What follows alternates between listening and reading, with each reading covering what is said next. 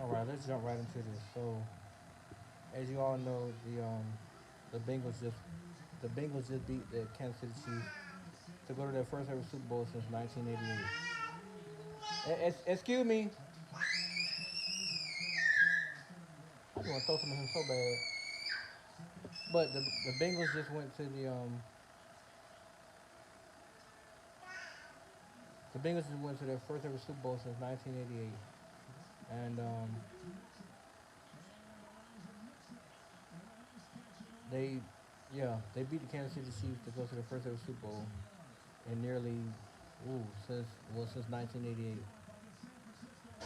A lot of people on this Dolphins Nations page is like they're really irking my nerves. Like the constant. We should have drafted Burrow. We should have drafted Burrow. We should have got him. We should have got him. They still don't understand logic in football. Not one dude can carry a team. This is not basketball.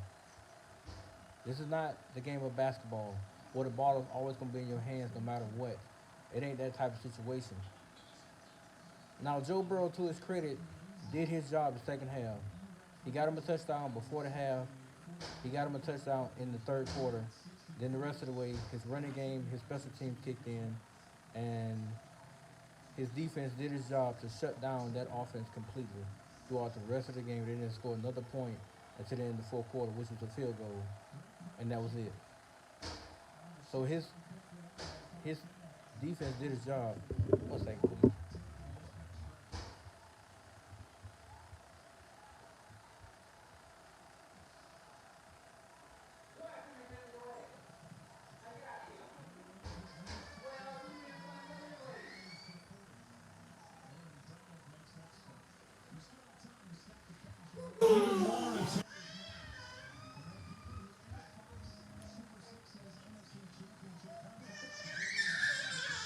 Well, you in there slamming the cabinets? No, no, I don't want to hear that. I don't want to hear that. I don't care. You in there? Okay, well, all right, well, it happens. Ugh. Oh, shut your power hole. Shut your power hole. Shut your power hole. Now, anyway, they uh they keep continuing to say we should draft the Burrow. We should draft the Burrow. We should. Ooh, that would have been a pick.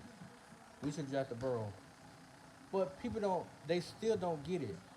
Burrow's organization, which the Cincinnati Bengals don't belong to him, but they drafted. They put the pieces around Joe Burrow for these moments. The second half, Higgins and Chase did their job. Boyd was he was a, he was a non-factor, but Mixon, Higgins, and Chase did their job. They got the team in position to score. They got the offense into the end zone more than once, and they did what was needed to get the job done to win that game.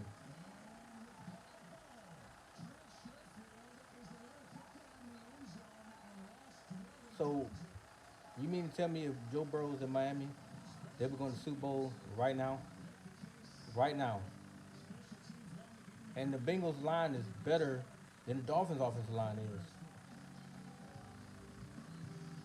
The Bengals line is literally in the top 20 right now. The Dolphins have the worst offensive line in the NFL. And Joe Burrow has been sacked over 50 times in the regular season. But that's because he don't move around the pocket as much. He's like a statue. He's gonna stand there and just wait for the play to develop. Then he's gonna go through his reads and throw the ball. He's not gonna try to extend the play unless he escapes a near sack. He showed that today. He once he got pressured enough, he stepped out. He ran out of the pocket to avoid unnecessary sacks that he took the last week against Tennessee when they sacked him 9 times in the game. But his defense did enough to slow down that team. His defense did enough today to slow down Kansas City, even though the first half they was on a track meet. But credit goes to to that whole team, not just to Joe Burrow, because you really think Joe Burrow's going to lift up Miami and lead them to a Super Bowl and with what they have right now? Joe Burrow will literally his only person he would look at would be Jalen Water the entire time. In this game, he had two receivers. He had Chase and he had Higgins. He relied on Higgins a lot in the fourth quarter because Chase got covered a whole lot. But Higgins stepped up for him. Like this dude named Nathan was like, well, he has two solid receivers. You're making my point for me, sir. They drafted Higgins in the same class with Joe Burrow. Then they went out the following year and drafted Jamar Chase. They gave him two solid receivers, opposite ends of him. And they gave him Joe Mixon, who's already there. That's all you need. I'm not saying telling people that Tua needs 4 or 5 receivers because he don't need that. Give him somebody else outside of Waddle. Somebody that's gonna make that defense like fear that offense. And keep Duke Johnson and Philip Lindsay. If you want to get another weapon, then get him another receiver. You're good at tight end, just get him a receiver. You don't need a running back. You have Duke Johnson. He is proven to be an every down back. So keep him and get you another receiver, and then help the offensive line get better. Go out there and get you a veteran. But this Joe Burrow shit, man, is getting ridiculous. It's like this whole night I'm finna read this all night long. Like, okay, he went to the Super Bowl. Great job, but it wasn't him that did it. Because if that's the case, the first half, he was playing like straight up trash. They took away Jamar Chase completely, and he panicked, and he froze. Without that 41-yard touchdown pass to that running back off of a design screen play, he barely had 50 yards on like 16 attempts. He finished the game 20, I think it was 29-38, like 320 yards and 3 touchdowns. Or no, it wasn't 3 touchdowns, it was 2 touchdowns and an interception. That was his fault because he forced the ball to Chase.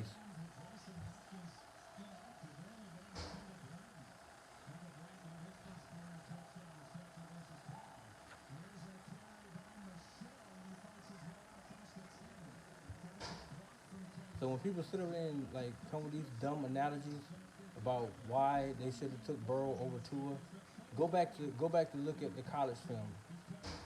Tua was light years ahead of Joe Burrow. Because if you want to be factual here, Joe Burrow went from Ohio State to LSU.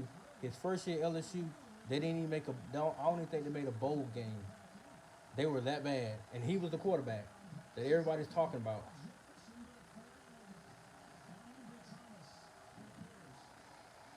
He was that bad. Then the next year that he matured into the offense, they went undefeated. And they went to Tuscaloosa against a Tua that was already banged up. But he went into that game and he outgunned Joe Burrow. Gunned him down. The second half, he embarrassed that kid. 400-some yards, 4 touchdowns, and I think he had a pick. Yeah, he had an interception. But 416 yards, 4 touchdowns, and a pick. And who were they talking about then? They weren't talking about Joe Burrow. Joe Burrow won the game, but they were talking about how great Tua played in that game. The first half, he didn't do that great, but the second half, he literally embarrassed Joe Burrow. Literally, I'm talking about deep pass after deep pass after deep pass. Was eating that boy up. But they gave the credit to Joe Burrow because his defense did just enough to force Tua into a fumble and a pick. And they took an early lead. They took a 20-point lead going to half and end up getting into a dogfight the second half where they barely escaped.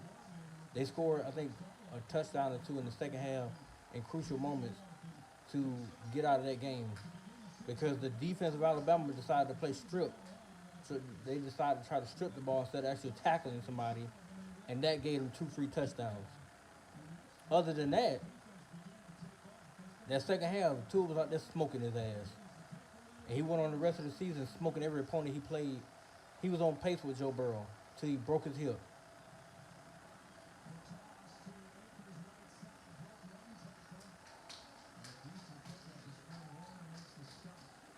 So stop with this dumb notion. Stop with it. Because Miami don't know what Joe Burrow can do for them. All they see is what he's doing right now, which he's going to the Super Bowl because of what his organization did for him. They put enough around him to expand and to further develop his game, to allow him to do what he did in college. And of course, the narrative, when he went to the championship game his second year. Yeah, after his first year that he sucked, then he went on and put on a clinic, but his whole team went with him. It wasn't just him, Because Jamar Chase, Justin Justin Jefferson, I'm finna kill him. And Edwards-Helaire all did great that year. Go put it back.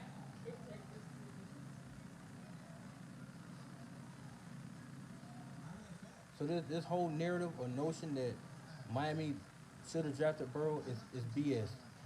Because even the Justin Herbert case is being thrown out there, and he didn't make the postseason. He was literally the last game of the season. Same scenario with Tua his rookie year. Flip the script. Except he lost to who did I forgot who the Chargers lost to eliminate them. But he lost that game. It was the last game of the season he lost it. And he got eliminated. Just like the Colts and stuff got eliminated.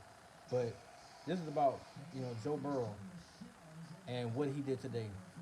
Hats off to the young man, he's a very, very good football player. But this narrative that, the Dolphins need him or they should get rid of Tua because he's trash and blah, blah, they're both on pace to become great quarterbacks. It's just Joe Burrow getting his first taste of like postseason success, but he's undefeated. But go look at his numbers through these games. Some of his numbers are not that impressive. It's just the fact that the yak effect is taking a hold. Because even in this game, Higgins had a big game. Chase had a few big chunk yards here and there. And before his tight end went out, he had one or two good catches. But then he tore his knee, so he's going for the season. He's going for the rest of the season. But it wasn't. And then the fourth quarter, of course, Burrow took off running, made two big first downs on third down conversions. The same thing Tua did against the Patriots. But no, that's not enough because, we didn't make the playoffs. And Tua is watching the game like everybody else is from the couch. You don't know what he's doing right now. But you're making assumptions because of what Joe Burrow's doing. Why are you so worried about the Bengals anyway? Because just because they made it to the Super Bowl this year, don't mean they're going back next year. It don't even mean they're going to make the AFC Championship game next year. Because every year teams get better. And the ones that were on top or the ones that were in the championship game, they end up getting knocked off the pedestal. Ask the Tennessee Titans. Ask the Buffalo Bills. Ask them where they at right now. The playoffs is not about who got the best players, it's about who can get the hottest. Cincinnati got the hottest. Does that mean it's going to happen next year? No, it don't. Miami can go hot next year. Miami can go all the way to the Super Bowl and watch our people lose their mind in Miami. Oh, my God, we're in the Super Bowl. Oh. And Tua going to take all the credit. Oh, it's Tua time, blah, blah, blah. And if he win the Super Bowl, oh, I knew he could do it. No, you didn't. You didn't. All you're doing is running your mouth like everybody else. But I've seen what he can do. He went to back-to-back national championships.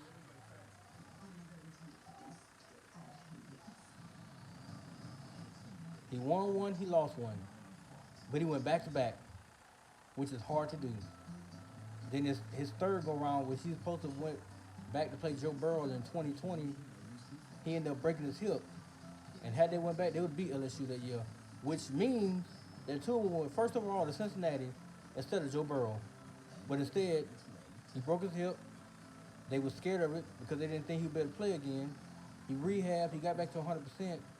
Even though he told people that he didn't feel 100%, he still got taken fifth overall by Miami. And the fan base was happy until he quote unquote couldn't make the playoffs the last two seasons. His rookie year, he was within a game. Just like this year, he was within a game. They were not 3 or 4 games behind. They were not 2 games out of the playoffs. They were a game out of it. 1 game. But it's how you start the season versus how you finish it. So the third year, all I want to see him do is stay healthy, win enough games in the beginning of the season. If you go 7-1 or whatever, or 9-1 or 9-2 or whatever, you have a damn good chance to make the playoffs. So if he does that and finish at the 2 or 3 seed, they got a really good chance to have a home game, and from there, they got an even better chance of making noise in the postseason, assuming they can win their postseason home games, and then keep going on the road and winning. But if he wins in the postseason and he makes a deep run into the playoffs, like Mr. Burrow's doing right now, what would be the narrative then? If Tua makes the playoffs next year and he makes the AFC Championship game and he happens to win it, What are they gonna say then? Because Joe Burrow might be at the crib, but hey, he made the Super Bowl this year, but he might be at the crib next year. He might just be. It might come down to him and them two on the field. And if Tua outguns him and plays better than him, good move, Beckham.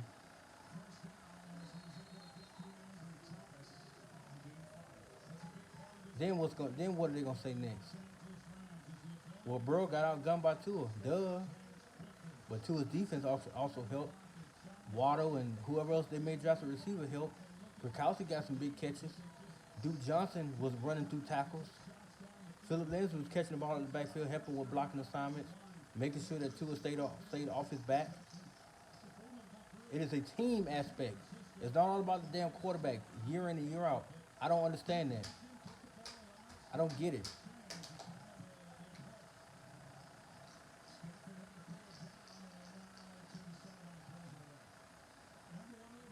But anyway, man, that's enough of my rant. Hopefully, like I said, this will be over with next year. I just want to see Miami do the right thing by this kid. That's all I want to say.